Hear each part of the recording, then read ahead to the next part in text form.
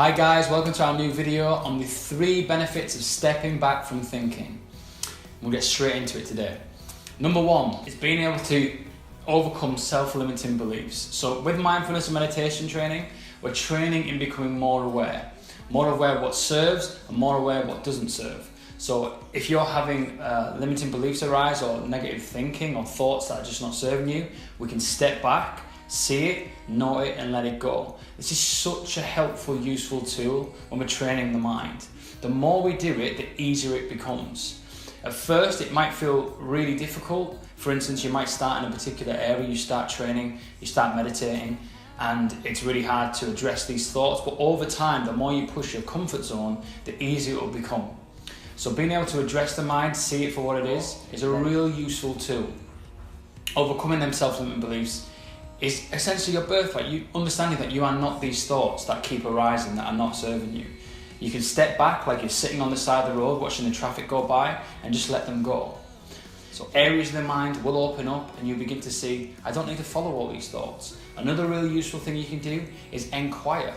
Self-inquire about these thoughts. Is that true? Do I know for sure that's true? If it's not serving you, why follow it? Come back to the moment. For instance, we only ever have this moment.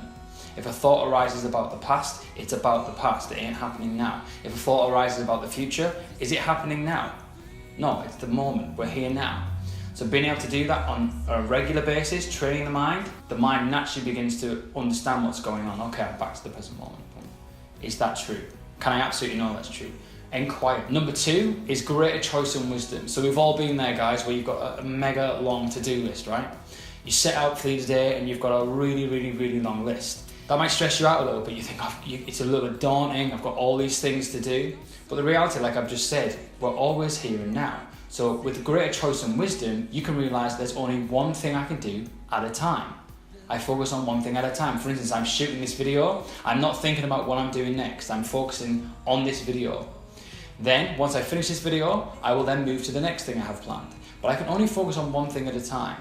And this is through wisdom and choice, through training the mind. I become present, I become here and now, not running off to the future. If I think about everything I've got to do today, it would just stress me out. So I focus on one thing at a time.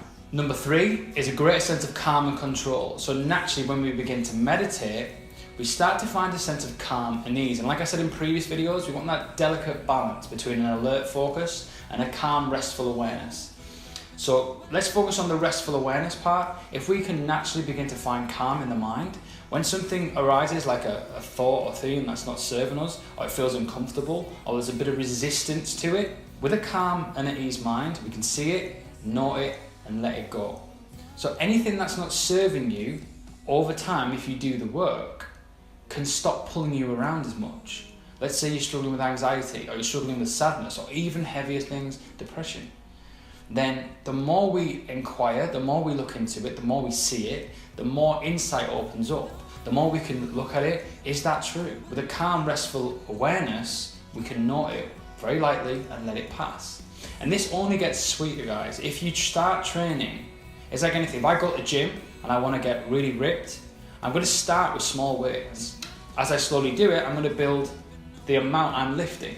It's the same with training the mind. I like to call this the micro and the macro. The micro might be literally, can I sit for 3 minutes? The macro might be you're working on a particular emotion you're dealing with, anxiety or whatever it may be. So training the mind is like training the body. It takes time, but it will get there.